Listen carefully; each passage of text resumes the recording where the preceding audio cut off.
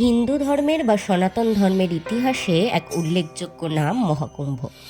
এটি একটি নিছক মেলা নয়, এমন একটি উৎসব যেখানে বিশ্বাস, আধ্যাত্মিকতা ও হিন্দু সংস্কৃতির সঙ্গম ঘটে। প্রতি 6 বছরে একবার অর্ধকুম্ভ ও প্রতি 12 বছরে একবার আয়োজিত হয় পূর্ণকুম্ভে। আবার 12টি পূর্ণকুম্ভের পর আয়োজন হয় মহাকুম্ভে, অর্থাৎ মহাকুম্ভ আসে 144 বছরে একবার। এই মহাকুম্ভের ইতিহাস বহু বছরের পুরনো।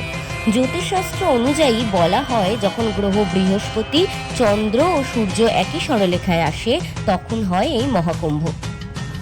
আবার আমাদের হিন্দু শাস্ত্র মতে এই মহাকুম্ভের সাথে যোগ রয়েছে সমুদ্র মন্থনের কাহিনী, যার উল্লেখ রয়েছে শিবপুরাণ, মৎস্যপুরাণ, পদ্মপুরাণ, ভবিষ্য পুরাণ সহ বিভিন্ন পুরাণে। পৌরাণিক কাহিনী অনুযায়ী সমুদ্র মন্থনের সময় প্রথমে সমুদ্র থেকে উঠে আসে গরল, যা পান করে মহাদেব হন নীলকণ্ঠ। আর তারপরে সমুদ্র মন্থনে উঠে আসা অমৃতের কলস নিয়ে দেবতা ও রাক্ষসদের মধ্যে বাধে সংঘর্ষ বৃদ্ধি পেলে দেবরাজ ইন্দ্রের পুত্র জয়ন্তর হাতে তুলে দেওয়া হয় সেই অমৃতের কলস। জয়ন্ত কাক রূপে রাক্ষসদের থেকে কলস ছিনিয়ে নিয়ে যাওয়ার সময় কলস থেকে 4 ফোঁটা অমৃত পড়ে 4 স্থানে, যাহা যথাক্রমে প্রয়াগরাজ, উজ্জয়িন, হরিদ্বার ও নাসিকে। প্রধানত এই 4টি স্থানে কুম্ভের আয়োজন করা হয়।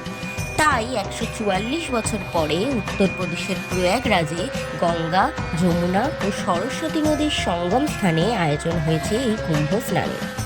হাজার হাজার নাগা সন্ন্যাসী, সাধু সন্ত ও সাধারণ মানুষ সমবেত হচ্ছেন এই স্থানে সেই অমৃত জলে ডুব দিয়ে মোক্ষ লাভের আশায়।